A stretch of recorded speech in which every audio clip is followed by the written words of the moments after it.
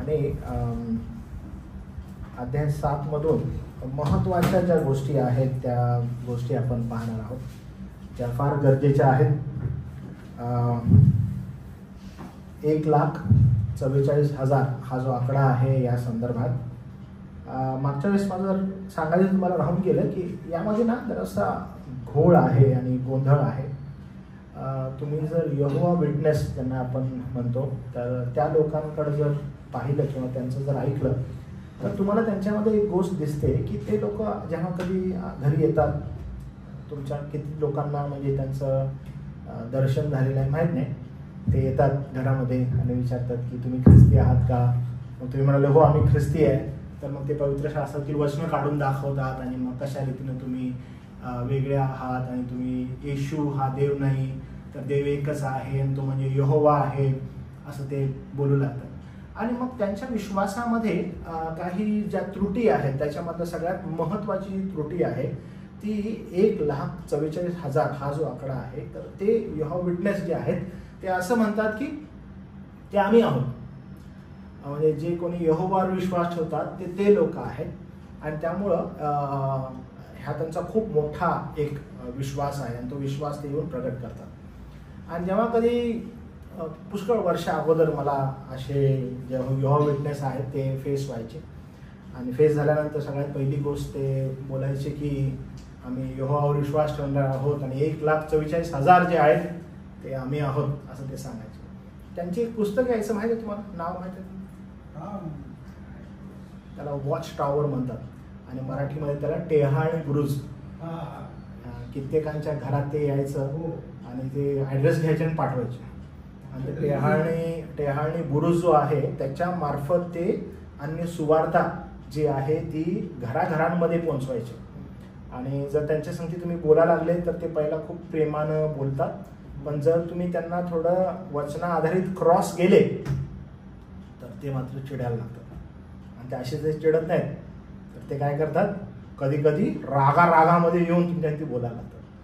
तर मला एक आमच्या नाशिकचे ब्रदर होते, ते असे म्हणाले की त्यांना जर तुम्ही 2-3 प्रश्न जर विचारले तर दिसायलाच पहिला असे अडदांड असतात आणि म्हणे जर तुम्ही त्यांना उलटे तिलटे प्रश्न काही विचारले शास्त्रातून तर ते अंगावर यायला पण कमी नाही करत असं ते म्हणाले. तर ते पाळक आहे, तर त्यांनी म्हणते की फारच कठीण ते लोक आहेत. तर जेव्हा कधी या लोकांसाठी बोलण्याची संधी आली तर त्यांना हा प्रश्न जर विचारला तर तुम्हाला 1,44,000 जे आपण मागच्या बुधवारी शिकलेलो होतो तर त्याच्यामध्ये तुम्हाला विलक्षण काय वाटलेलं होतं. 1,44,000 जे होते त्याच्यामध्ये विलक्षण तुम्हाला काय वाटलेलं होतं मागच्या आपल्या बायबल स्टडीला तुम्ही ज्यावेळेस ऐकलं त्यावेळेस वेगळं काय वाटलेलं तुम्हाला? ओके, ते पवित्र पुरुष असतील असं आपण बघितलं. ओके, ते एक विलक्षण होतं. बरं, अजून पवित्र त्यामध्ये काय होतं विशेषण? निवडलेलं ते निवडलेलेच आहेत बरोबर, पण ते वेगळे असे होते. म्हणजे काय होतं त्यांच्यामध्ये असं वेगळे पण काय तुम्हाला असं आठवतं? ते पवित्र वेगळे होते. अजून काय वेगळं पण होतं त्यांच्यामध्ये? बरोबर, म्हणजे स्पर्श केलेला नाहीये, म्हणजे त्यांचा विवाह झालेला नव्हता. बरोबर आहे. ओके, म्हणजे त्यांनी स्वतःला पवित्र ठेवलेलं होतं. किती लोक होते? 1,44,000. तुम्ही बघा हा, 1,44,000 ज्यांनी स्वतःला स्त्रीपासून वेगळं ठेवलेलं आहे आणि ते पवित्रतेमध्ये चालत आहेत. अजून काही विलक्षण तुम्हाला आढळलं? बरोबर, ते वंश मध्ये होते आणि एका वंशात किती होते? 12,000. बरोबर आहे, 12,000 लोक होते एकेका वंशामध्ये. 12,000 लोक होते. अजून काही विशेषण तुम्हाला आढळलं?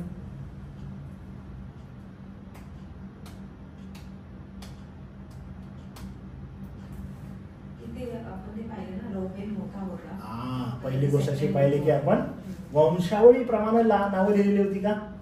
नाही, आपण यहुदा पहिला आलेला होता, रोबेन दुसरा आलेला होता. इतर ठिकाणी ज्यावेळेस आपण कधी बघतो जुन्या करारामध्ये तर आपल्याला काय आढळतं की रोबेन कधी पण पहिला असतो, जो मोठा आहे तो कधी पण पहिला असतो. या ठिकाणी आपण काय पाहिलं, रोबेन खाली आलेला आहे. पण अजून काही विशेषण त्या वंशावळीच्या आधारित? त्याच्यामध्ये कुणाचं नाव नव्हतं? दानचं नाव. बरोबर आहे, त्याच्यामध्ये दानचं नाव नाहीये. आणि कुणाचं नाव नाहीये? योसेफाचा कुठला मुलगा? कुणाचं नाव आहे आणि कुणाचं नाव नाही योसेफाच्या मुलांमध्ये दोघांमध्ये? कुणाचं नाव आहे त्या वंशावळीमध्ये? एफ्राईमचं नाही आहे, मनश्शेचं आहे. बरोबर आहे, बरोबर. म्हणजे योसेफाच्या 2 मुलांमधला एक मुलगा त्या ठिकाणी दिसतो, एक मुलगा दिसत नाही. बरं, हे लोक का नाहीत बरं? व्यभिचारी. ते काय होते? व्यभिचार केला. आता तुम्हाला काही वचनं आठवतील बघा. कुठल्या लोकांना स्वर्गाचं राज्य मिळणार नाही असं संत पॉल पण म्हणतो आणि प्रभू येशू ख्रिस्त पण म्हणतो? जे लोक जारकर्मी आणि व्यभिचारी. आठवलं तुम्हाला की ही जी कॅटेगरी आहे यांना स्वर्गाचं राज्य कधीच? जारकर्म आणि व्यभिचार. आणि मग आपण पाहतो की ज्यावेळेस हे जे वंशावळी आहे याच्यामध्ये जे 2 नाव आपण पाहतो याच्यामध्ये तुम्हाला ते आढळत नाही. खरं म्हणजे लेवियचं पण नसायला पाहिजे. लेवियचं पण तुम्हाला या ठिकाणी दिसतं. कारण लेविय का आहे? कारण त्याचा ऑलरेडी मंदिरामध्ये सेवेचा वाटा होता, पण तरी या ठिकाणी त्यांना त्या ठिकाणी तुम्हाला दिसतो. ओके, मग आता हीच गोष्ट तुम्हाला घेऊन जाऊ. जेव्हा कधी हे यहोवा विटनेसवाले तुमच्या घरी येतात आणि यहोवा विटनेसवाले येऊन तुमच्याकडं बोलू लागतात, तर सगळ्यात पहिला तुम्ही प्रश्न काय विचारणार? जर ते म्हणाले की आम्हीच ते आहोत 1,44,000, तर काय बोलणार? बरं, पहिला प्रश्न तुमचा काय असेल? तुम्ही कोणत्या वंशावळीतल्या? कारण बायबल क्लिअरली त्या ठिकाणी वंशावळ लिहिलं, प्रत्येक वंशावळीतला. तुम्ही कोणत्या वंशावळीचा? दुसरा प्रश्न काय असेल? तुमचं लग्न झालेलं आहे का? दुसरा प्रश्न काय असेल? कारण बहुतांश का 99.9% जे आहेत यहोवा विटनेस ते सगळे विवाहित आहेत. अजून काय विचारा?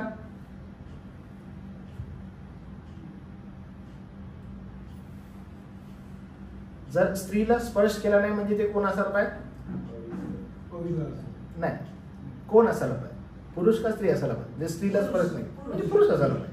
पण जर तुम्ही बघितलं 99.9% महिला असतात त्यांच्या प्रचारात. तुम्ही बघितलं की हे सगळं काय माहितीये का? हे सगळं शास्त्राच्या कसं विरोधात आहे हे तुम्हाला त्या ठिकाणी कळतं. आणि ह्याचा खूप मोठा प्रभाव जो आहे तो टेहाळणी गुरुज नावाचं जे पुस्तक आहे त्याच्याद्वारे येत आहे. आणि मी लवकरच ना, देवा करो मला मदत, आणि मी काही व्हिडिओज आहे ना ते येणाऱ्या दिवसांमध्ये एक तयार करायचा विचार करतो की मी का यहोवा विटनेस नाही असं म्हणून एक व्हिडिओ का करावा, मी का ओनली जीजसवाला नाही, किंवा मी का पेंटिकॉस्टल हायपर पेंटिकॉस्टल जो आहे तो मी का नाही. असे जे काही व्हिडिओ आहेत ना ते बनवावेत आणि मग महाराष्ट्रामध्ये अधिक ते स्प्रेड करावेत अशी इच्छा आहे. कारण ह्या लोकांचा खूप भरपूर आहे. आता ते सध्या मुंबईमध्ये येत नाही. पूर्वी खूप घराघरांमध्ये यायचे, पण त्यांचं अजून प्रस्थ फार मोठा आहे, खूप मोठा. पण ते आता घरी येत नाहीत, पण त्यांचं प्रस्थ आहे आणि त्यांचे चर्चेस आहेत, ते स्वतःला चर्च म्हणून करतात, एकत्र येतात. सेम 7 डे ॲडव्हान्टेजेस पण नाही असं नाही, त्यांचे पुरुष पण असतात भरपूर, आणि भरपूर आहेत बरं का ते लोक. असं नाही की तुम्ही छोटे त्यांना समजा, मॉबच्या मॉब आहेत. मला रिसेंटली म्हणजे काही 1-2 वर्षांअगोदर मला डोंबिवलीमध्ये एक जण भेटलेला होता यहोवा विटनेस. आणि म्हणजे हे आहेत लोक, हे लोक आहेत आणि मोठ्या प्रमाणात आहेत. ओनली जीजसवाले पण खूप आहेत. ओके, मोठ्या प्रमाणात आहेत. कधी कधी काय होतं की आपल्याला ओनली जीजस आणि यहोवा विटनेस काय फरक आहे? यहोवा विटनेस जे आहेत ते म्हणत आहेत की फक्त यहोवा देव हाच देव आहे, त्याला तोच देव आहे आणि त्रैक्याला ते मान्य नाहीये. प्रभू येशू ख्रिस्त हाही देव आहे आणि तो त्रैक्यामधला एक आहे हे ते मान्य नाही करत. देव आहे असं नाही मान्य करत, ते आहे. बरोबर, ते आहे. तो देवाचा देव जो आहे ते मान्यता त्याला नाही, त्रैक्य देवाला मान्यता नाहीये. आणि मग पवित्र आत्म्याला ते मान्य नाहीये आणि त्यालाही ते नाकारतात. त्यांच्या सार्वभौम देवाची जी योजना आहे त्यालाच ते काय करतात, बाजूला सारतात. हा त्यांचा मूळ विश्वास आहे आणि हे खोट्यावर आधारित आहे. जसं मी आता तुम्हाला सांगितलं की त्यांचा मूळ विश्वास जो आहे तो बिलकुल हाच आहे की स्वर्ग, आणि ते विशेष करून स्वर्गावर विश्वास नाही ठेवत. ते देवाचा राज्य म्हणतात, ते स्वर्ग म्हणत नाही, स्वर्गावर त्यांचा विश्वास नाही, तर ते देवाचं राज्य म्हणतात. We believe in kingdom of God असं ते म्हणतात. देवाचं राज्य, स्वर्ग याच्यावर त्यांचा विश्वास नाही. आणि ते म्हणतात की ज्यावेळेस शेवट होईल त्यावेळेस हेच 1,44,000 आम्हीच असू असं ते म्हणतात. आणि कित्येक वर्ष झालं त्या टेहरानी बुरुजमध्ये 1,44,000 हा आकडा सारखा येतो आणि त्याच्यामध्ये आम्ही समाविष्ट आहोत असं ते लोक लिहित आहेत. किती वर्ष झाले माहीत नाही, पण त्यांचा तो विश्वास तो आहे. पण आता कदाचित त्यांचे डॉक्ट्रिन्स हळूहळू चेंज होत आहेत. कदाचित लोक त्यांना प्रश्न विचारत आहेत म्हणून ते थोडेसे मागं राहिलेले आहेत, पण त्यांचा प्रभाव जो आहे तो फार मोठ्या प्रमाणात आहे. ओनली जीसस हे लोक आहेत ते म्हणतात की येशू ख्रिस्त हाच देव आहे, यहोवा नाही, पवित्र आत्मा नाही, आणि मग ते त्यालाच म्हणतात. हायपर जे पेंटिकॉस्टल आहेत ते पवित्र आत्माच आता आहे. देव होता, येशू ख्रिस्त होता, त्याने त्यांचं काम केलेलं आहे. आता पवित्र आत्मा हाच एक देव आहे, तोच देव म्हणून आलेला आहे. देव जो सार्वभौम पिता परमेश्वर आहे त्याला ते मान्य नाहीत, पुत्राला ते मान्य नाहीत, तर पवित्र आत्मा हाच देव आहे असं ते म्हणतात. हे जे लोक आहेत अजूनही अशा प्रकारे आपलं दुकान चालवत आहेत. आणि हे अन्य जी सुवार्ता आहे ही सुवार्ता फार प्रामुख्यानं आपल्याला आढळते. तर हे असं होत आहे सध्या.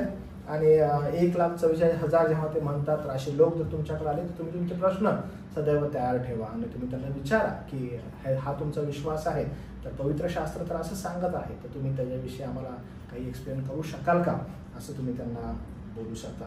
तर ही गोष्ट त्या ठिकाणी आपल्याला दिसते. पण त्याचबरोबर इथे एक महत्त्वाच्या गोष्टी आहेत ज्या मला तुम्हाला सांगायच्या आहेत. एक विश्वास आहे आणि तो विश्वासाविषयी मला तुम्हाला सांगायचं आहे की तुम्हाला आठवतं की हे 1,44,000 हे जे लोक आहेत हे कोणत्या टाइमाला किंवा हे इस्रायली आहेत, पण हे कोणत्या टाइमाला प्रभूकडे येतील 1,44,000? तुम्हाला आठवतं? मागच्या 10 वर्षांपूर्वी मी सांगितलं होतं. जेव्हा ते फर्स्ट जाणं होईल त्याच्या निवडलेल्यांचं, म्हणजे मंडळीचं जाणं, जेव्हा जाणं, आपण हा शब्द वापरूया, मंडळीचं जाणं ज्यावेळेस होईल त्याच्यानंतरचं जे पिरियड आहे, त्याच्यानंतरचा जो टाइम आहे, त्याच्यामध्ये जेव्हा तो ख्रिस्त विरोधक येईल, बरोबर, त्यावेळेस त्यांचं हे म्हणजे जेव्हा मंडळीचं लोकांतर होईल, मंडळी ज्यावेळेस घेण्यात येईल, बरोबर, मंडळीचं ज्यावेळेस घेणं होईल त्याच्यानंतरचा हा कालखंड आहे. आणि मग ह्या कालखंडामध्ये 1,44,000 हे जे लोक आहेत हे कोण आहेत, तर आपण पाहतो की हे इस्रायली आहेत, प्रत्येक वंशातून आहेत आणि हे लोक प्रभूकडे येतील असं म्हटलेलं आहे. तर ही जी घटना आहे, या घटनेकडे ज्यावेळेस आपण पाहतो तर अनेकांना हा प्रश्न आहे की एवढे लोक, म्हणजे 1,44,000 लोक हे ज्यांनी स्त्रीला स्पर्श केलेला नाहीये, म्हणजे हे लोक प्रौढ असायला पाहिजे, पवित्रतेमध्ये जगत आहेत. तर मग हे असे लोक नेमके देव कसं काय, म्हणजे त्यांना वेगळं करून ठेवेल, किंवा हे लोक कसे काय असे वेगळे राहतील, हे लोक कुठून येतील, हे लोक कुठले असतील, आणि म्हणजे यांची जमवाजमव कशी होईल, ह्याच्याविषयी फार म्हणजे प्रश्न निर्माण आहे. की तुम्ही तो विचार केला की आज जर इस्रायलालाच एकत्र केलं तर इस्रायलामधून आपण बघितलं ज्यांचा विवाह झाला नाही असे लोक, ज्यांनी स्त्रीला स्पर्श केला नाही असे लोक, आपण म्हणतो प्रभूचं येणं लवकर आहे, आणि लोक कसे असतील किंवा कसे येतील, तर त्याविषयी जो प्रश्न आहे ना तो फार मोठा आहे. काही उत्तरं आहेत पवित्र शास्त्रामध्ये आणि काही जणांचे विश्वास, प्रत्येक जण ना आपापला वेगळे तर्क जे आहेत ते तर्क काढत आहेत. आणि त्या पहिला जो तर्क आहे जो मला तुम्हाला सांगायचा आहे, तो पहिला तर्क US मधील एक प्रीचर आहे रॉबर्ट ब्रेकर नावाचा. तर हा जो रॉबर्ट ब्रेकर आहे ह्याचा एक तर्क आहे आणि तो तर्क मी तुमच्यासमोर मांडतो. तो असं म्हणत आहे की त्याला म्हणजे एकंदरीत अंदाज ज्यावेळेस तो घेतो की 1,44,000 लोकांविषयी, तर तो असं म्हणतो की ज्यावेळेस प्रभू येशू ख्रिस्त पुनरुत्थित झाला, वधस्तंभावर मेला, वधस्तंभावर मेल्यानंतर त्या कालखंडामध्ये आपण हे पाहतो की जेव्हा पडदा दुभांगला आणि अचानकपणे वधस्तंभावर प्रभू येशू ख्रिस्त मेलेला, अचानकपणे कबरी उघडल्या असं म्हटलेलं आहे. आणि कबरी उघडल्या आणि अनेकांनी आपल्या पवित्र जनांना आपल्या डोळ्यांनी पाहिलं असं तो म्हणत आहे. आणि संत पॉल त्याच प्रभू येशू ख्रिस्ता संदर्भात असं म्हणतो की तो प्रथम फळ असं होता, पुनरुत्थानाचं तो प्रथम फळ होता. इंग्लिशमध्ये असं लिहिलं आहे की फ्रुट्स, मराठीमध्ये भाषांतर असं आहे की फळ, इंग्लिशमध्ये लिहिलं आहे की फ्रुट्स. त्याचा तर्क असा पण आहे की प्रभू येशू ख्रिस्त ज्यावेळेस जन्मलेला होता त्या कालखंडामध्ये हेरोदानं सर्व लहान लेकरांची कत्तल करायला सांगितली होती. आणि मग त्यावेळेस जन्मलेल्या लोकांची जे यहुदी होते त्या यहुदी मुलांची त्यावेळेस कत्तल करायला सांगितली. तर ह्याचा विश्वास हा आहे की ती जी मेलेली जी मुलं होते जे त्यांना त्यावेळेस प्रभू येशू ख्रिस्ताच्या टायमाला मारलेलं होतं, तर ही जी मुलं आहेत यांचं पुनरुत्थान प्रभू येशू ख्रिस्त ज्यावेळेस वधस्तंभावर मेला त्यावेळेला थडगी ज्यावेळेस उघडली त्यावेळेस ही मुलं त्याच्यामध्ये असतील. तर तो सांगत आहे की जुन्या करारानुसार ह्यांचं जर काउंटिंग जर करायला गेलं तर होऊ शकतं की 1,44,000 तेच असतील जे पुन्हा त्यावेळेस येतील, त्यांचं पुनरुत्थान झालेले लोक जे आहेत ते त्या घटकेला असतील. पण ते पुनरुत्थानासंदर्भातला संदर्भ या ठिकाणी आपल्याला आढळत नाही. तर आपल्याला काय आढळतं तर तुम्हाला एकदम क्लिअरली 7वा अध्याय काही गोष्टी सांगतो. तर आपण ज्यावेळेस पवित्र शास्त्राला धरून वचनानुरूप जातो त्यावेळेस ही जी तर्क आहे त्यांचे फक्त तर्क आहेत बरं काय, त्यांचा हा विश्वास नाहीये, त्यांचे काही तर्क आहेत. त्यांच्या तर्कानुसार जुन्या करारातून हा संदर्भ आहे की जुन्या करारामध्ये ह्या गोष्टी घडलेल्या आहेत. जुना करार म्हणजे आपल्याला ठाऊक आहे, आपण काय म्हणतो नवीन करार कधी चालू झालाय, नवीन करार कधी सुरू झाला, बरोबर वधस्तंभावर ज्यावेळेस प्रभू येशू ख्रिस्त मरण पावला तिथून नवीन कराराला सुरुवात झालेली आहे. आणि तिथपर्यंत प्रभू येशू ख्रिस्त काय करत होता, जुना करार आपल्यामध्ये पूर्ण करत होता. तर मग जुन्या करारानुसार तर असं म्हणजे जुन्या करारानुसार 1,44,000 तेच आहेत जे पवित्र जन मेलेले होते आणि प्रभू येशू ख्रिस्त त्यांना काय प्रभू परमेश्वर काय करेल, त्यांना पुन्हा जिवंत करेल आणि ते लोक त्या ठिकाणी असतील. आणि मग तो त्याचं पण उदाहरण देतो की जे 2 रक्तसाक्षी होतील त्यांचं पण तो उदाहरण देतो की तेही येतील आणि मग तेही साक्ष देतील. आणि मग या ठिकाणी आपण पाहतो की त्या व्यक्तीचा अजून एक ह्याच्यामध्ये तर्क आहे. तो असं म्हणतो की ज्या वेळेस इस्रायली लोक आपल्या पवित्र जनांना आपल्या नेत्रांनी बघतील तर फार मोठी उलाढाल त्यांच्या जीवनामध्ये होईल आणि ते सर्व लोक प्रभूकडे येतील असं ते म्हणतात. पण मी तुम्हाला पुन्हा एकदा पवित्र शास्त्राकडे घेऊन जातो 7व्या अध्यायामध्ये आणि त्याचा तर्क हा पण आहे की मे बी असं होईल आणि मे बी असं पण आहे की देवबाप काही लोकांना राखून ठेवेल. तर हे दोन्ही गोष्टी आपण समोर ठेवू शकतो असं तो व्यक्ती म्हणतो. तर मी तुम्हाला इथे घेऊन जातो आणि आपण पुन्हा एकदा ते वचन वाचूया 7वा अध्याय वचन 1 पासून पुढे. ओके, माझ्यासाठी बघा बायबलमध्ये आपण सगळेजण पवित्र शास्त्रात तिथे लिहिलं आहे. त्यानंतर मी 4 देवदूत पृथ्वीच्या 4 कोणावर उभे राहिलेले पाहिले. ते पृथ्वीवरून समुद्रावरून वारा वाहू नये व कोणत्याही झाडाला लागू नये म्हणून पृथ्वीच्या 4 वाऱ्यास धरून ठेवित होते. मी दुसरा एक देवदूत सूर्याच्या उगवतीपासून वर चढताना पाहिला. त्याच्याजवळ सदाजीवी देवाचा शिक्का होता. ज्या त्या 4 देवदूतांकडे पृथ्वीला व समुद्राला उपद्रव करण्याचे सोपवले होते. त्यास तो मोठ्या वाणीने म्हणाला, आमच्या देवाचे जे दास आहे त्यांच्या कपाळावर आम्ही शिक्का मारेपर्यंत पृथ्वीला समुद्राला झाडांना उपद्रव करू नका. ज्यांच्यावर शिक्का करण्यात आला त्यांची संख्या मी ऐकली. इस्रायल लोकांच्या सर्व वंशापैकी 144,000वर शिक्का मारण्यात आला. तर आता तो असं म्हणत आहे की असं काही लिहिलं नाही ना की ते जन्माला आले जन्मलेले होते. तो म्हणत आहे की ते त्या ठिकाणी होते त्यांच्या कपाळावर शिक्का मारण्यात आला. तिथे ते आपल्याला दिसतात. आणि ते कोण होते तर ते प्रत्येक वंशामधून 12,000 लोक आपल्याला त्या ठिकाणी दिसतात असं तो म्हणतो. पण त्याचबरोबर डायरेक्टली आपण ज्यावेळेस आपण मागच्या वेळेस पाहिलेलं आहे 9व्या वचनापासून आता पुढे जाऊया. तिथं असं लिहिलेलं आहे, त्यानंतर ते पाहिले तो सर्व राष्ट्रे वंश लोक व भाषा यापैकी कोणाच्याने मोजलेला नाही असा शुभ्र झगे परिधान केलेला व हाती झावळ्या असलेला मोठा लोकसमुदाय राजासनासमोर व कोकराच्या समोर उभा राहिलेला माझ्या दृष्टीस पडला. आता योहानाच्या दृष्टीस काय पडत आहे, हे वंशज जे आहेत म्हणजे तो काय करत आहे, अचानक त्याला पृथ्वीवर बघितलेला आहे.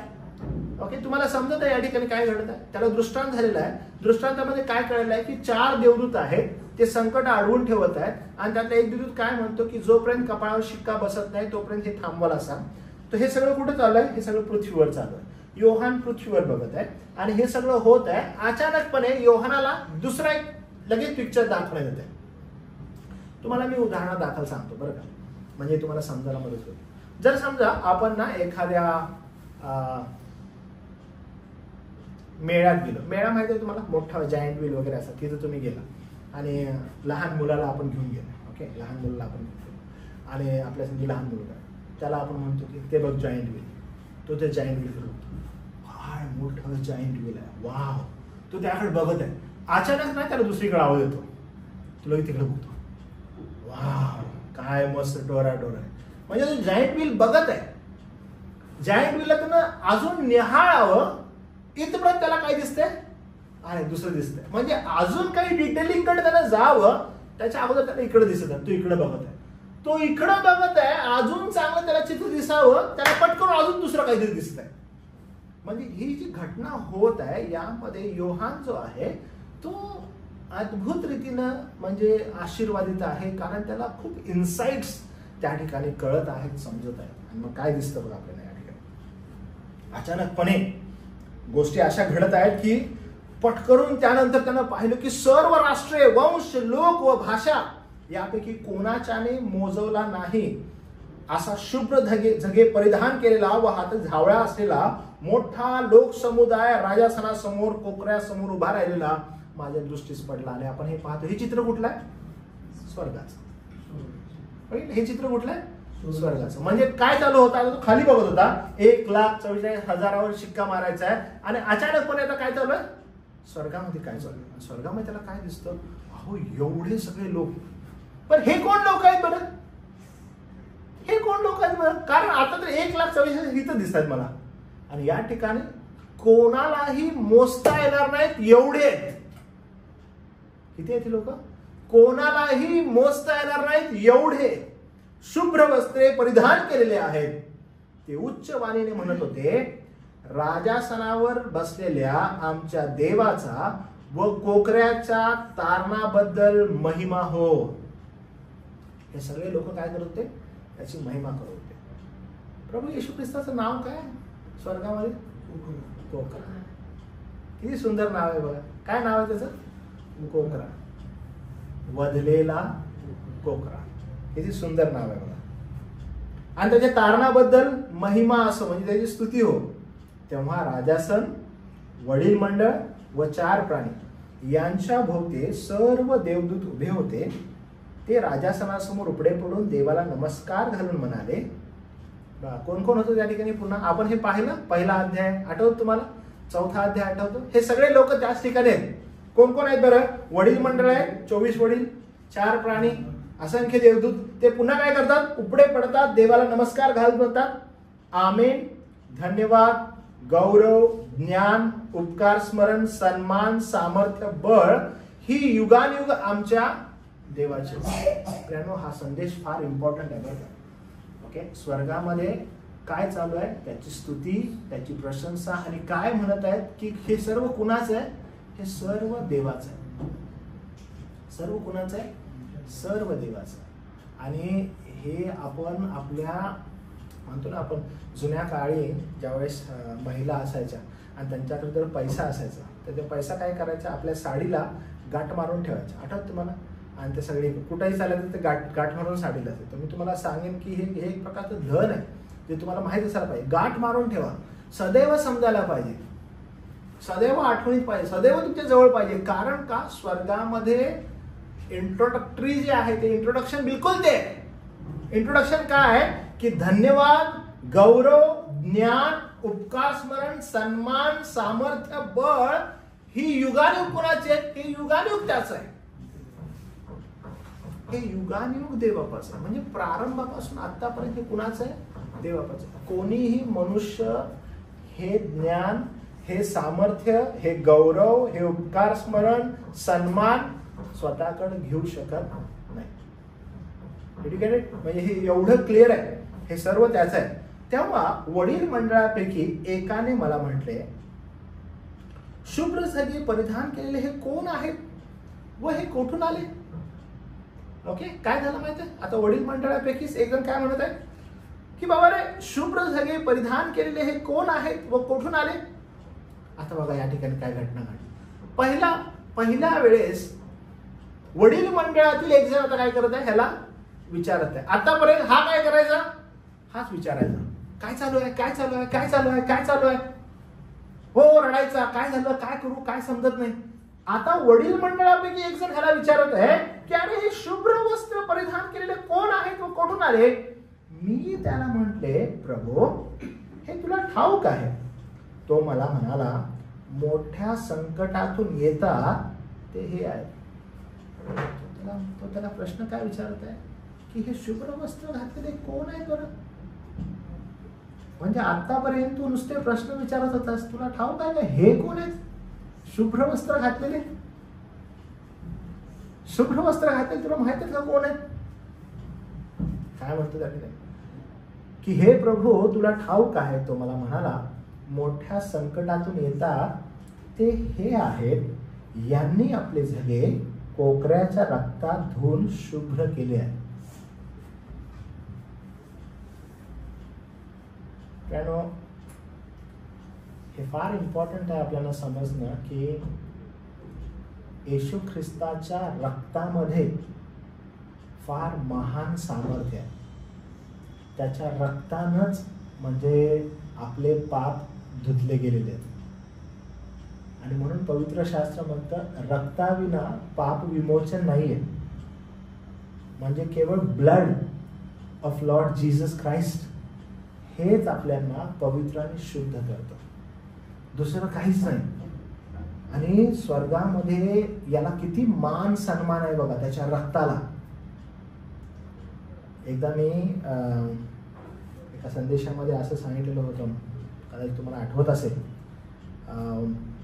येशू ख्रिस्ताचं रक्त म्हणजे एवढं पवित्र आहे. त्यानं जे रक्त वधस्तंभावर सांडलेलं आहे, त्या रक्ताचा एक थेंब किंवा त्या थेंबाचा एक बिंदू ही संपूर्ण युनिवर्स, आकाशमंडल, हे सगळं जे आहे ना, हे ही धुवून शुद्ध आणि पवित्र करायला सक्षम आहे. म्हणजे त्याचं रक्त एवढं पवित्र आहे. आणि येशू ख्रिस्तानं त्याचं रक्त वधस्तंभावर अर्पण केलं आपल्यासाठी. आणि मग इंट्रोडक्टरी पार्ट काय आहे की वडील मंडळातील एक जण योहानाला विचारतो, अरे ही पांढरी शुभ्र वस्त्र ज्यांनी घातलेली आहेत हे कोण आहेत बरं? हे कोण आहेत बरं? ओ योहान म्हणतात, ओ ते नाही का खूप तो क्लेपावळे बघा प्रार्थना करायचा, चर्चमध्ये संदेश द्यायचा, अहो तो त्यातला एक आहे.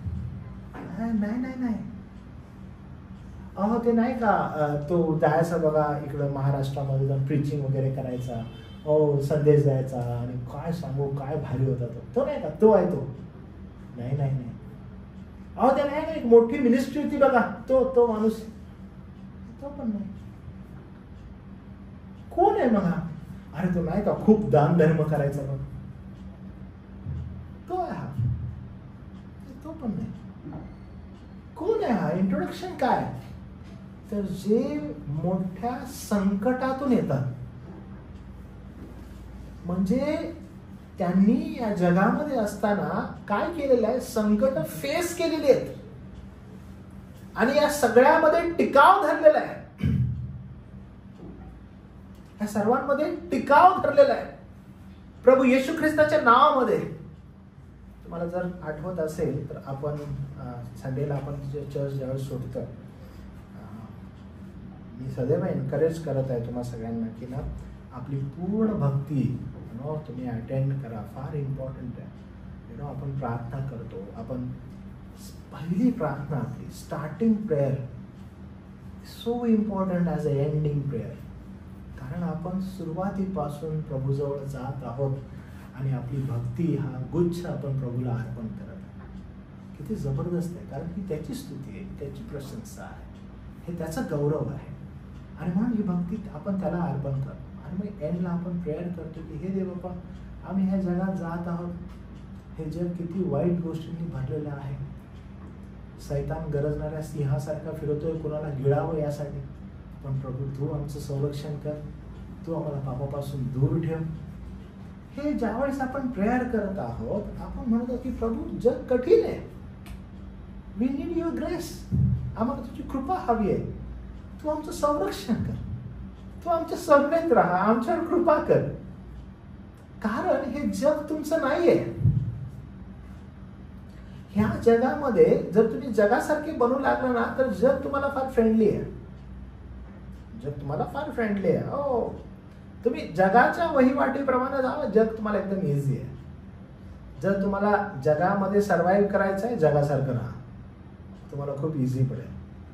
पण लक्षात घ्या, हे जग तुमचं नसल्यामुळं जर तुम्ही जगाच्या प्रवाहाच्या विरोधात उभे राहिले तर तुम्हाला अनेक संकटांना सामोरे जावं लागेल.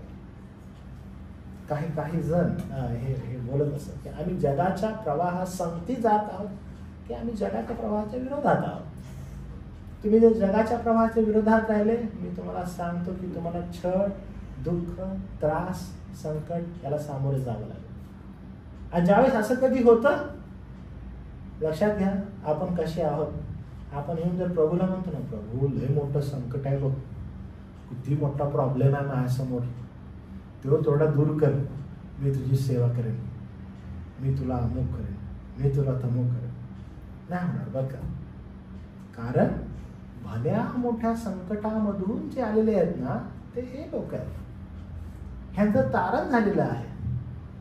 ह्यांचं तारण का झालेलं आहे? कारण यांनी या जगात राहत असताना या जगाच्या विरोधात पावलं टाकलेली आहेत. त्यामुळे त्यांना गोष्टींचा छळ सहन करावा लागेल. अनेकदा जगातील गोष्टींना नाही म्हटल्यामुळं तुम्हाला कदाचित फायनान्शियल क्रायसिस भोगावे लागले असते, तुम्हाला त्रास भोगावा लागला असेल, तुम्हाला छळ भोगावा लागला असेल, तुम्हाला वेगळं वाईट टाकलेलं असेल. प्रभू बोला.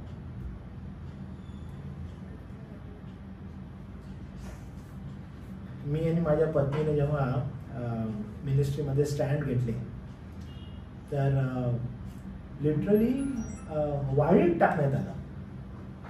वचनात वाळीत टाकण्यात आलं. कधी कधी असं पण बोलण्यात आलं की स्वतःला काय समजतात किंवा हा स्वतःला काय समजतो, सगळं ज्ञान काय ह्यालाच भरलंय का. आणि लोक निगेटिव्ह बोलू लागले. प्रचार फार मोठा होता. शुभवर्तमान पसरवणं ना अवघड आहे, अशुभवर्तमान पसरवणं फार सोपं आहे. एखाद्या दिवशी वाईट जर बोललं तर ते वाऱ्यासारखं पसरतं. तुम्ही चांगलं बोला, पुढे जातच नाही. तुम्ही बोला ते पाहुणे ना खूप चांगला आहे बरं का, संदेश फार छान देतो. हो का, ठीक आहे, माझ्याजवळच तुम्ही जाऊन बोला क्ले पावडा खराब आहे बरं का, बरा नाही आहे, वाईट आहे तो, हे माझ्याजवळ नाही राहणार, हे लगेच पाहतो. तुम्हाला माहित आहे का क्ले पावडा कसा आहे. आणि ही रीत आहे, ही जगाची काय, ही जगाची रीत आहे. शुभवर्तमान जे आहे किंवा सुवार्ता जी आहे, एखाद्या विषयीची पण चांगली वार्ता आहे, ती पुढे जात नाही, तिथंच थांबते. पण जर अन्य सुवार्ता आहे तर ती काय करते, पट करून पुढे जाते. But in the same time तुम्ही जर देहाला रोचक असणाऱ्या गोष्टी बोला, पट करून पास ऑन होतील. पण आत्म्यासाठी असणाऱ्या गोष्टी पास ऑन होतात का, नाही होत. आणि ही खंत आहे. मग तुम्हाला काय होतं, तुम्हाला छळ सहन करावा लागेल, तुम्हाला हाल अपेक्षा सहन करायला लागेल. त्याच्यासाठी सत्याबद्दल. पण जर समजा तुम्ही सत्याशी तडजोड करायला लागले, everything will be easy for you, सगळं बरं आहे. म्हणून ख्रिस्ती जीवनामध्ये तुम्हाला ड्रास्टिकली स्टँड घ्यावे लागतील. आणि त्याचा परिणाम काय होईल, छळ, संकट. आणि म्हणून त्या पांढऱ्या वस्त्राविषयी जे म्हटलेलं आहे ते काय असं तसंच म्हटलेलं नाहीये. पांढरी वस्त्र कुणाचे? पांढरी वस्त्र ज्यांच्याविषयी सांगितलेलं आहे ते साधे सुधे लोक नाहीयेत. जे लोक त्यांच्याविषयी म्हटलेलं आहे, मी पुन्हा वाचतो.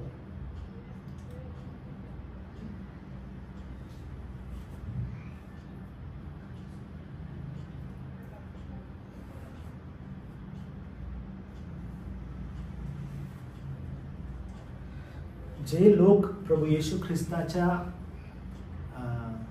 त्या रक्तावर विश्वास ठेवतात, त्याच्या वधस्तंभामध्ये जे लोक संतुष्टता म्हणतात, तेच लोक, त्या लोकांनाच पांढरी वस्त्र, शुभ्र वस्त्र मिळतील असं पवित्र शास्त्र म्हणतं. आणि हे लोक, त्यांचं काउंटिंग आहे का, त्यांचं काउंटिंग नाही.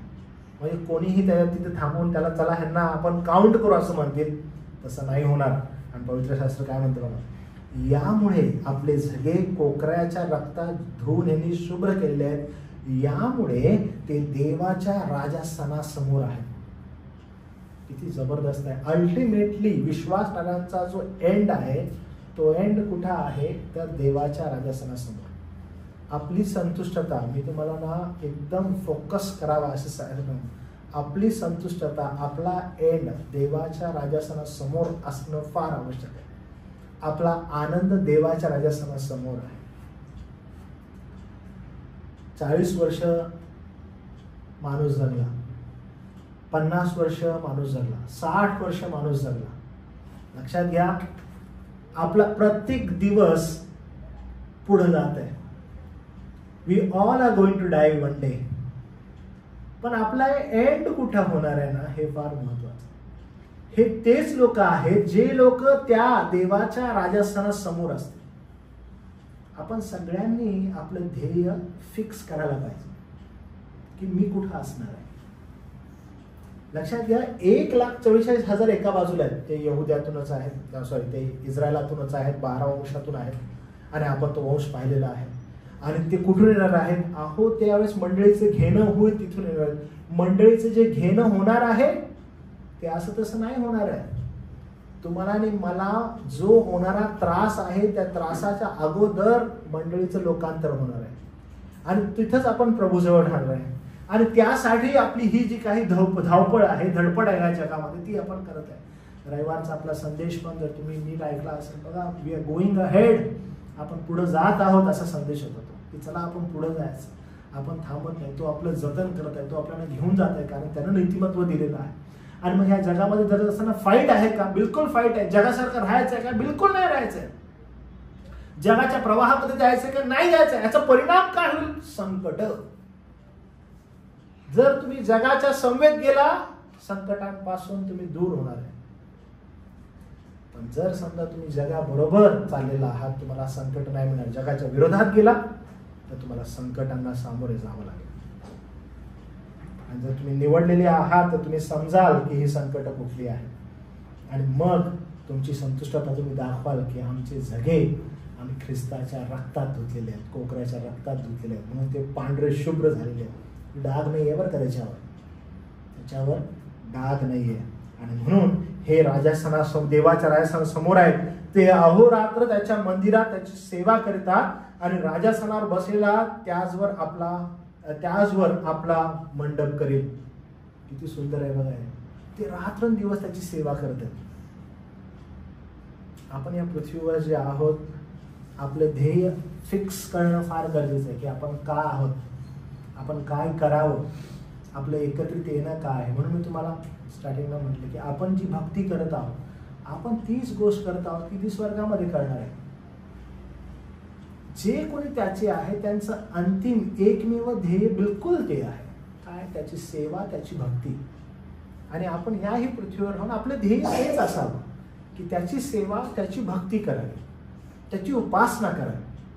कारण का? त्यानं काय केलेलं आहे? त्यानं त्याचा एकुलता एक पुत्र आपल्यासाठी दिलेला आहे आणि त्याच्या रक्ताद्वारे आपली वस्त्र त्यानं शुभ्र केलेली आहे.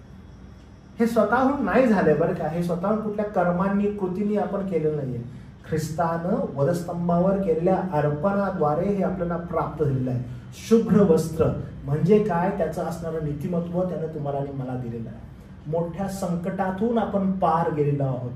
कारण आपलं ध्येय संकटांवर होतं का? नाही. ज्यानं विजय मिळवलाय त्याच्यावर आपलं ध्येय होतं. आपला विश्वास हा होता की त्या देवाच्या राजासनासमोर आम्ही जाऊ आणि तिथं जाऊन आपण त्याची भक्ती करू. किती जबरदस्त आहे बघा. आणि या ठिकाणी क्लिअरली पुन्हा एकदा तो आठवण करून देत आहे. तो म्हणत आहे की देवासमोर म्हणजे देवासमोर निरंतर त्याची उपासना करणारे लोक आपण असू.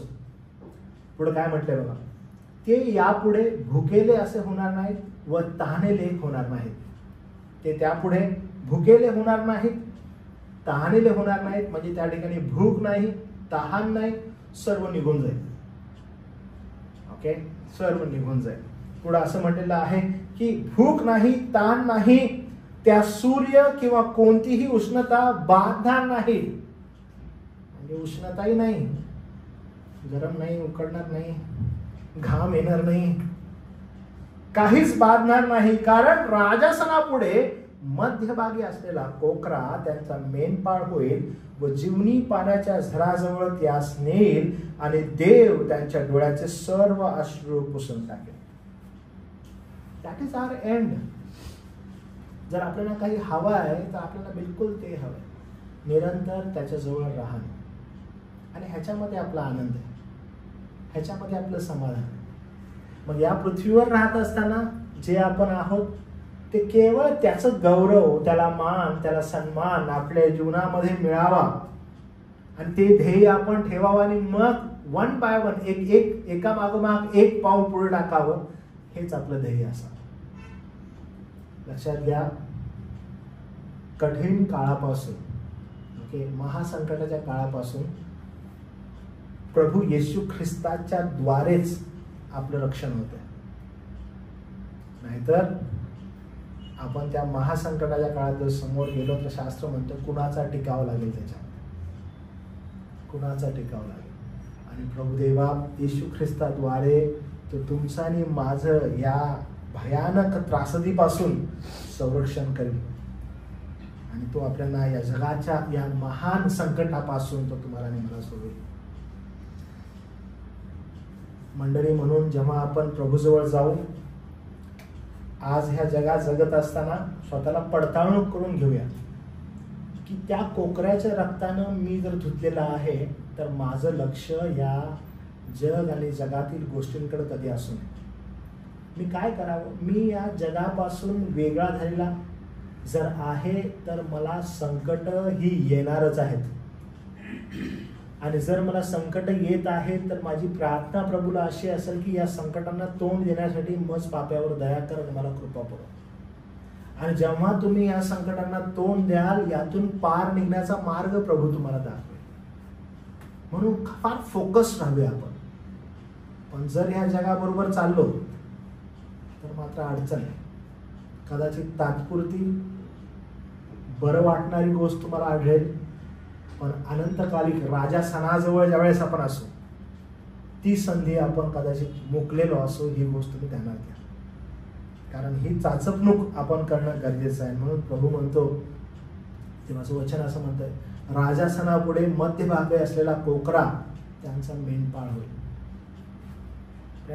कोण मेंढपाळ होईल? तो राजस्थानाजवळ जो असणारा कोकरा आहे तो त्यांचा मेंढपाळ. उपमा कशी सुंदर आहे बघा. कोकरा तोच आहे, मेंढपाळही तोच आहे. आज जो तुमचा मेंढपाळ आहे तोच उद्या तुमचा मेंढपाळ स्वर्गामध्ये पण स्वतःला प्रस्थापित करत आहे. जर आज तो तुमचा मेंढपाळ नाही, स्वर्गामध्ये तुमचं स्थान नाही आणि तो तुमचा मेंढपाळ नाही. स्वर्गामध्ये असणारे लोक, देवाच्या राजासनासमोर असणारे लोक हे पुष्कळ संकटातून गेलेले लोक आहेत. आज दुःखाची बाब ही आहे की आधुनिक ख्रिस्ती मंडळांमध्ये लोकांना संकटांना सामोरे जायचं नाहीये. लोकांना संकटामधून जायचं नाही, लोकांना संकटामधून पटकरून बाहेर यायचं, त्यांना फेस नाही करायचं. संकटामधून कोण पार होतात? ज्यांचा पूर्ण विश्वास, ज्यांची निर्भरता वधस्तंभावर खेळलेला ख्रिस्त आहे, ज्यांची संतुष्टता वधस्तंभावर खेळलेला ख्रिस्त आहे आणि त्याच्यावर ते विसंबून राहतात आणि मग ते पार होतील. त्यामुळे ह्या जगाकडे त्यांचं लक्ष नसतं. जो जगातून पार गेलेला आहे त्याच्याकडे त्यांचं लक्ष असतं. त्यांचं लक्ष या जगातील अभिलाषांकडे नसतं.